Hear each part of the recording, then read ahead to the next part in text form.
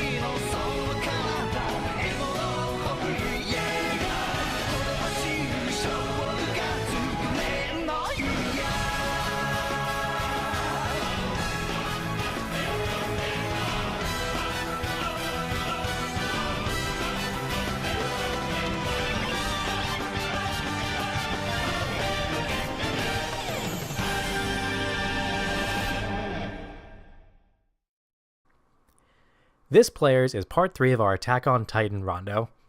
So far, we've seen a deck featuring Titans in blue and their worst enemies in green.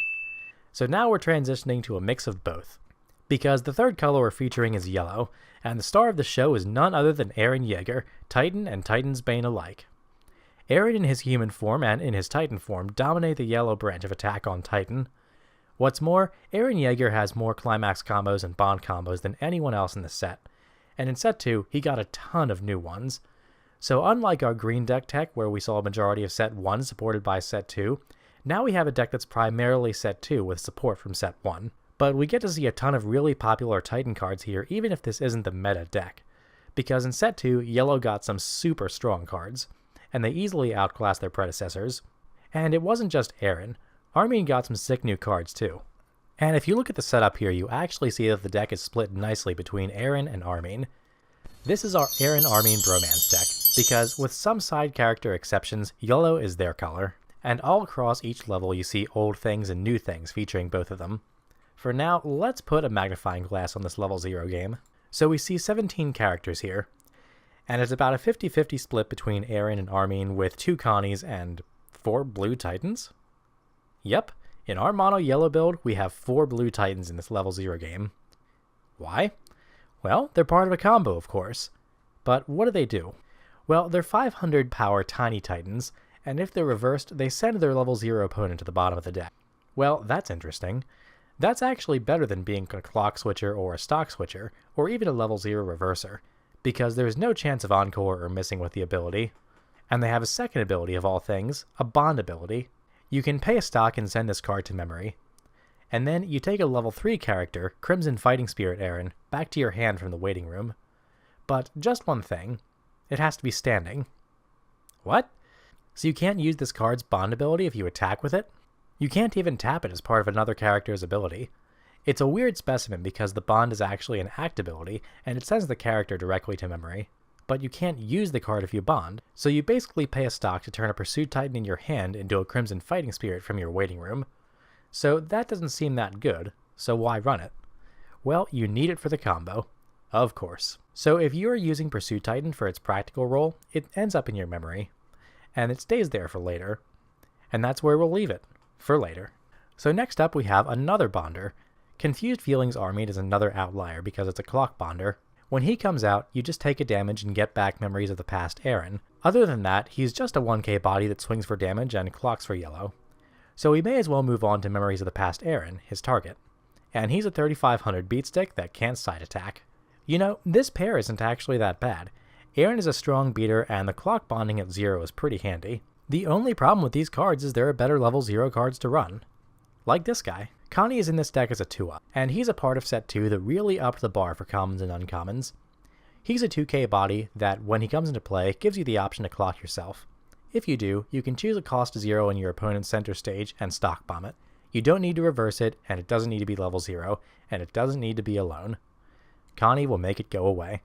You don't see much in Weiss that can straight up get rid of a character that isn't highly limited, And this is an uncommon. If this was a rare, it would probably be Bango Bucks if you ask me. But speaking of level 0s that are Bango Bucks, we can move on to another set 2 tool that's really up the ante. To Seize Freedom Armin is a 1500 runner that moves to the center middle. But if you have 6 or more cards in your hand, which you will, he gets plus 2k. So this is a 3500 runner. Simply amazing. There's not much else to say about Armin. It's obvious why this double R is worth so much bank. So let's just keep going. The last card in this level 0 lineup is this Brainstormer Eren. And it's no secret that he's widely considered one of the best Brainstormers ever printed in English Weiss. On your turn, he gives the middle center plus 1000, and he's a tap self-search Brainstormer, so no one else needs to take a rest for you to search your deck. He is maddeningly efficient. Since he searches for core characters, he of course grabs everything in the deck except this Dillweed here. He's yellow, he's an Eren, and he's amazing. So of course, he makes an appearance in our Eren Armin Bromance deck. And that's it. This is our level 0 game. It's a good mix between set 2 and 1, and it features a lot of strong cards from both sets. But still, there are slots in the deck that could make a stronger level 0 game that are sacrificed for the good of the whole. But it's a high power and card efficient suite, so it gets an A- from me. The level 1 game is next in line here, and if you have a look at it, you'll see that it's 80% made of set 2. It's because in set 2, the level 1 choices and power for Attack on Titan were ramped up hard. There's only one character at level 1 from the first set, so let's have a look at it. Recurring Tragedy Eren is a 1/0 4k body that gives every core character 1000 on your turn, and he can tap to give another character plus 500 until the end of turn. So while he doesn't do anything on your opponent's turn, on your turn he's basically a 1k1 without the 1. There aren't many cards that give your whole field plus 1000 at level 1 for no stock, and that's a really, really strong buff. But you're not running this card because you're worried about the backswing. You're running them because you need to reverse your opponent's characters on your turn. And surprise, that's exactly what the new level 1 Eren combo needs to do. This is my wallet to bear Eren, and there's no card quite like him. He's 4500 base, and when he attacks, he gets plus 500 for each character with Mikasa, Eren, or Armin in its name until end of your turn. And he has a climax combo. If he reverses his opponent while Yell of Rage is in your climax zone, you get to salvage a card called Omnidirectional Maneuver Gear from your waiting room. And then he gets this ability. When he's frontal attacked, you can return him to your hand. So, two things here.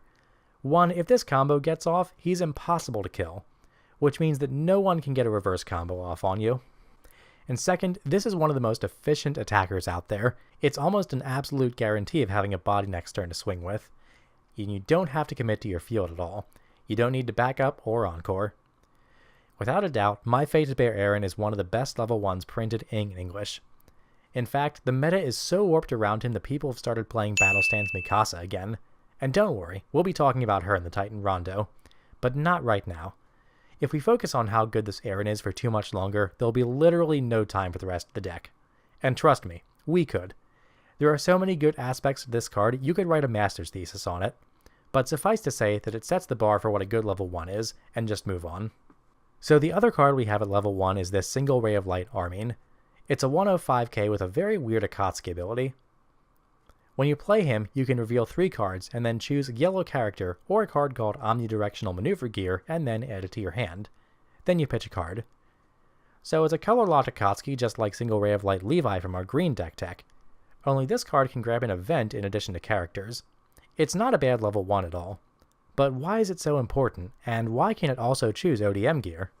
And for that matter, why does my wallet to bear Eren, one of the best level 1s in English, salvage it? What's so great about omnidirectional maneuver gear? Well, players, I will tell you. Because we finally hit that point. The other decks we've covered don't run this card, but since we're in yellow now, we can finally cover one of the signature cards of Attack on Titan. When people think of AOT, this is often the first card that comes to mind. This is omnidirectional maneuver gear. And so is this. This is old gear, and this is new gear. In a ton of AOT decks, therein is a 2-2 split. Of course, since they have the same name, you can't run 4 of each, only 4 of any combination of the two. But what the heck is it? Well, it's a 1-0 or 1-1 backup event, depending on which one we're talking about. But let's start with the set 1 gear.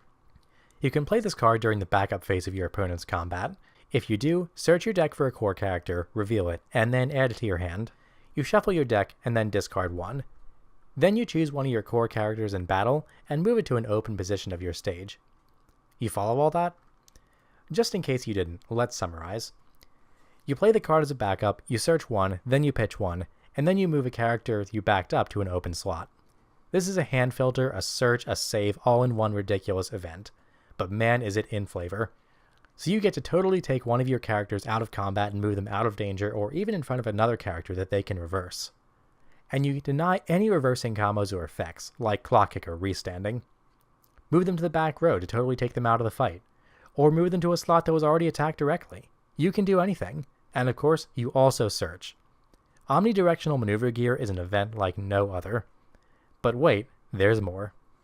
Another omnidirectional maneuver gear was printed in Set 2. This one is a 1-1 event, and it does something slightly different. First, you choose a core character in battle and return it to your hand. Then you salvage a core character from your waiting room, and then you pitch one. Get the picture? No? Roll the tape. Bounce your character, salvage one, then pitch one. So take it completely out of danger, and then back to your hand, and if you don't want it anyway, just pitch it to your waiting room and salvage something else. Or just pitch anything else you don't feel like having in your hand. So let's look at these two cards. These are icons of Attack on Titan. They do exactly what you would expect a set based on the show to do, and they're disturbingly good. And to add insult to injury for anyone unfortunate enough to be on the business end of this card, the Eren, the flagship level 1 of Set 2, and of all level 1 cards as a whole, salvages either one of these cards, and Single Ray of Light Armin, the special Akatsuki, has the ability to grab it. You can even bounce the Armin to get the ability off again, or attack with Eren after bouncing into his own ability to get any that you used back from the waiting room. And that's just the start of all the amazing plays you can make with these cards. We've barely scratched the surface here. I could make a video called Hot Plays with ODM, and it will probably be more than an hour long. And this deck tech will be an hour long if we don't move on. So as much as I would like to keep fawning over this level 1 game, we need to rank it. Come on, wasn't it obvious? This is an S-ranked level 1 game, and it easily sets the bar for what it takes to achieve the highest honors among rankings. So now it's time to take a look at the level 2 game, 2 front row characters and 2 back row. Starting here, we have Keen Mind Armin. He taps to give one of your core characters plus 2500 and Troll Shroud until the end of turn. Then at the beginning of your encore phase, if he's rested, you can send him to the waiting room and put Resisting Fate Armin from your hand in the position that he was on. I want to point out that interestingly enough, this is a Set 2 card that changes into a Set 1 card, which is a pretty rare sight. And then point out that it lets you put down a level 3 back row character at level 2, which is busted. You don't even need to reverse anything or pay stock, and since it's from your hand, the play from hand effect on Resisting Fate Armin pops at the end of your turn. Seems pretty good. And to boot, it makes one of your characters massive and non-interactable. That ability protects them from anti-change too. In essence, this card lets you play Resisting Fate Armin for 1 stock at level 2. If that's not amazing, I don't know what is. So the other character we have here is To Seize Freedom Eren. And guess what? He's another changer. When he's frontal attacked, you can pay 1 and then put him into your waiting room. If you do, you can put a card called Single Ray of Light Eren, which is this level 3, onto the stage in his place. So you can't run into him, that's for sure. And he also has the only Resonate ability in AOT. If you show that same card, Single Ray of Light Eren, at the start of your climax phase in your hand, To Seize Freedom Eren gets +1 soul until the end of turn. Now, To Seize Freedom Eren is actually the first step in one of the most convoluted change combos in Weiss. But we'll get to that in time. For now, we're at the end of our level 2. There are only 2 characters, and both of them change into level 3s. And on their own, they're pretty solid. Armin gives a massive boost, and Eren gets a soul and makes his lane practically dead to a front attack. So, as they say in the business, not bad at all. I rank this level 2 a straight A. Now, here's the weird part. The level 3 game, 2 back row characters, and 6 interchanging weirdos. Let's just start with Armin. He can't be the target of your opponent's effects, so he can't be winded or anti-changed, and he gives everything in front of him plus 2k and that same Troll Shroud effect. So your front row is invulnerable and large. And finally, when he comes into play, you can look at the top X cards of your deck and add any of them to your hand, discarding the rest, where X is the number of core characters you have on the field. So you can dig for a climax, an ODM, or even a non-core character like, for example, this douche-ass. No question about it. Armin is a great back row character and a great card. And remember, in this deck, he comes out at level 2, so he turns your front row massive for your opponent's turn, and you get that sweet chop check ability. and digging for pieces of your combo is exactly what you want to do. So that's our main, but what's next? Meet Single Ray of Light Eren. He's step 2 in this mess of changes. So when he comes out, he gets plus 4k until the end of turn. So if you switch into him with To Seize Freedom Eren, you get to lay down a 14,000 body. He has another come into play ability though. You may choose a card called Crimson Fighting Spirit Eren in your waiting room and put it under this card as a marker. Why would you do that? Well, his last ability is, whenever he's reversed in battle, you can pay 1 and put it into your waiting room, then put Crimson Fighting Spirit Eren, if it was a marker under the card, in that same position as rest. So let's back up for a second. To Seize Freedom Eren changes into Single Ray of Light Eren when it's attacked, which takes Crimson Fighting Spirit Eren under it as a marker, and then changes into that when it reverses. So oddly enough, if the planets align, the moon is blue, and if the groundhog sees its shadow, all of this can happen before you hit level 3. But it's more likely that this will happen over a few turns. And the worst part is, we're not done here. We need to go over Crimson Fighting Spirit Eren, seemingly the last piece of the puzzle. So when he comes into play from your hand or by that change ability, he heals 1. And then when he attacks, if you have 2 or more other core characters, he gets plus 2k. And then he has a climax combo with Outcry. Once per turn, when he attacks, you can choose a character in your memory called Pursuit Titan. Yeah, remember them? If you do, pay 1, then put a character from your stage into the waiting room. Then you get to put a Pursuit Titan onto the field. So in essence, it gives you another attacker. Now we have the full series of events.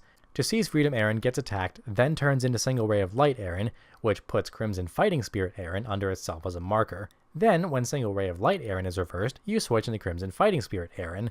And then when Crimson Fighting Spirit Eren attacks, you can sack a character and return a Pursuit Titan from your memory to the field. So seriously, this is absolutely confusing. And to be brutally honest, it's highly unlikely that you'll end up in a series of plays that make this happen. The combo is just way too convoluted. What's way more likely is that you might switch into Single Ray of Light Eren because your opponent ran a level 0 into your level 2. And then you'll choose not to take a marker and play Crimson Spirit Eren normally from your hand, since you don't feel like waiting for Single Ray of Light Eren to get killed. And then you execute your finishing combo with those Pursuit Titans you left in memory. But this is brass tacks for strategy. We need to finish looking at the deck first. And, oh look, we're done. This level 3 is weird. Armin is a great card, but your finishers are super strange. And if I'm being honest, not great. You don't even get to use the combo if you don't waste a stock and a body to put your unused Pursuit Titan into memory sometime during the game. And you need to do it for every extra attack you want to make. And not only that, you can't toot a Pursuit Titan since it's not a core and not yellow. What's more, it's only a 1-soul attacker, which means that this whole convoluted combo is worse than most restanders. The only thing you might say about it is it's more pinpoint damage. And do I really need to say how unlikely it is that you'll pull off this whole series of events? Single Ray of Light Eren is almost a wasted slot, to be honest. Sure, it gets big and it comes out at level 2, but that's really it. And changing into Crimson Fighting Spirit Eren as rest is pretty questionable. There's a reason this card is 50 cents. But now that we have the full picture, we get to rank it. And to summarize, aside from the level 3 Armin, this finishing suite is not incredible. But it heals, it pseudo-restands, and it gets big. So it does pass the trial deck test. I give it a B-. I don't think it deserves less, but I also don't think it deserves any more. So this is MonoYellow Titan. Like we established, it's mostly Eren and Armin. Some other characters that are featured in yellow are Connie, Annie, Pixis, and Hannes.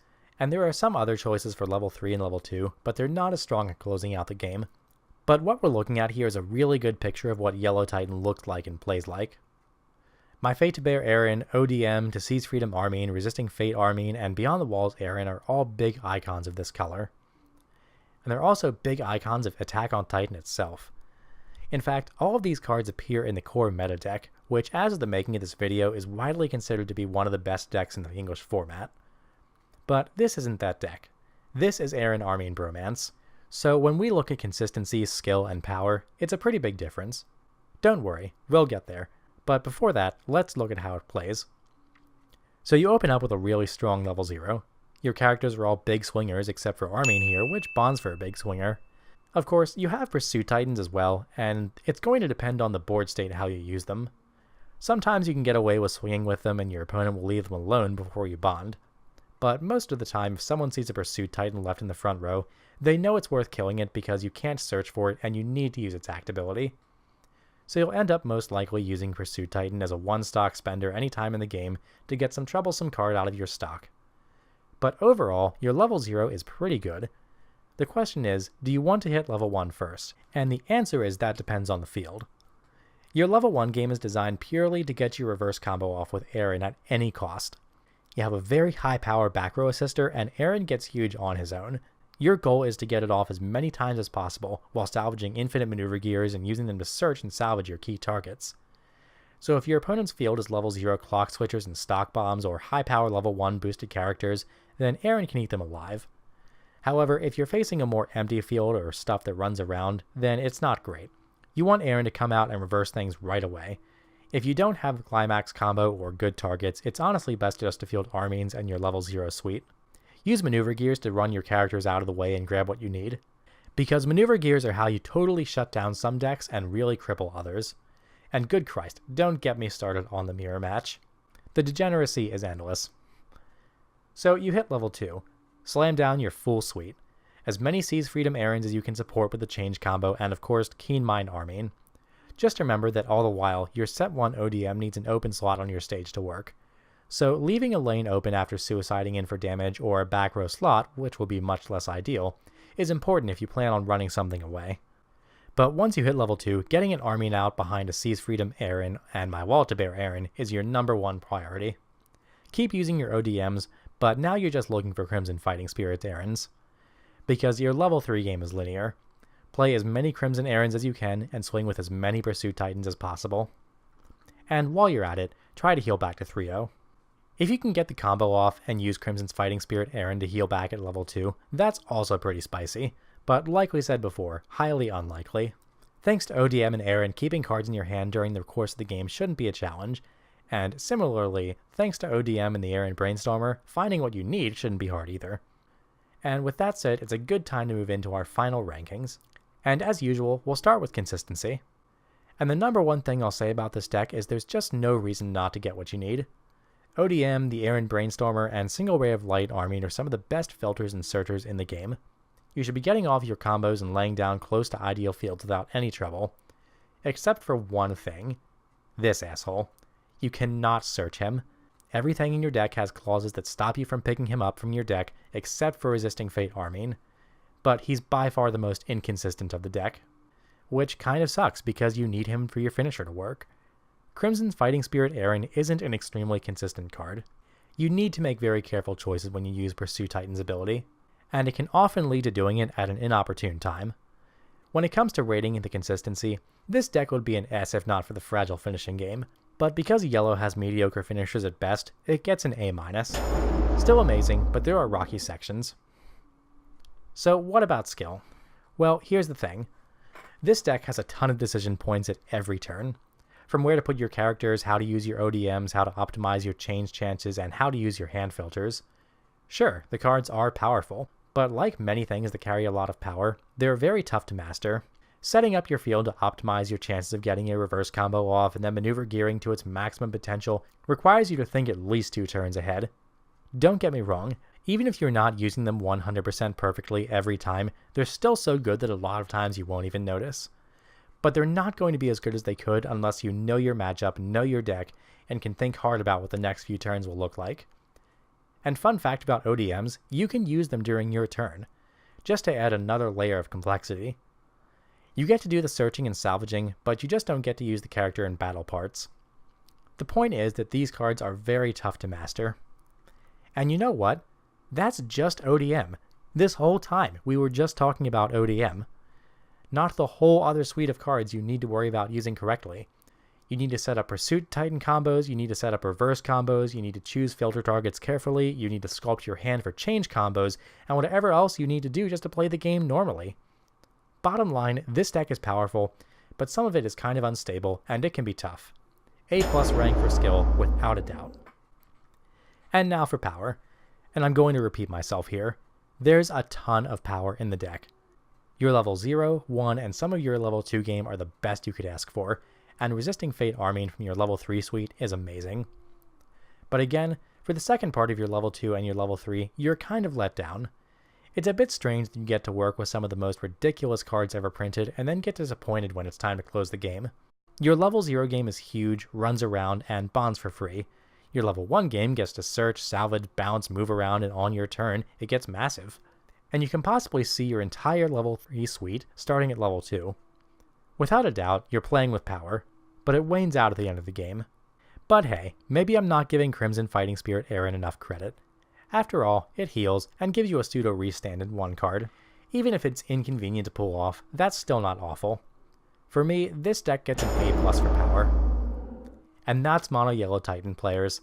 It's Eren and Armin, our OTP featured on some of the most busted cards in Weiss. And finally, in part 3 of our Rondo, we saw a lot of core power cards. We'd covered all there was to know about Blue Titan, and we did the mono green squad, but green and blue aren't the colors that Titan is running in Springfest this year. I mean, of course you see it, but look at these results. There's no question that red-yellow core is where it's at, and that's where we'll be next time. I know that's what a lot of people want to see out of the Titan Rondo, so I wanted to save it the most spicy deck tech for last. And I didn't want the other awesome decks you can make with the set to fade into the background. Each one of them deserved their day in the sun.